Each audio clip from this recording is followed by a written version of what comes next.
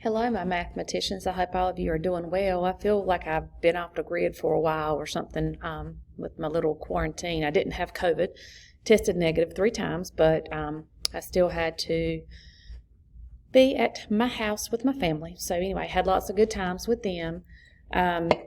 This week is week 17, which is hard to believe because it's Christmas break. I've got the academy that we have this week. It'll be my last week with you in this actual school, not school year, but calendar year. So I won't see this group again until 2021, and then next week won't see them again until 2021. So anyway, this week we're going to start number system. Last week you took a unit test. Hope you did well on that.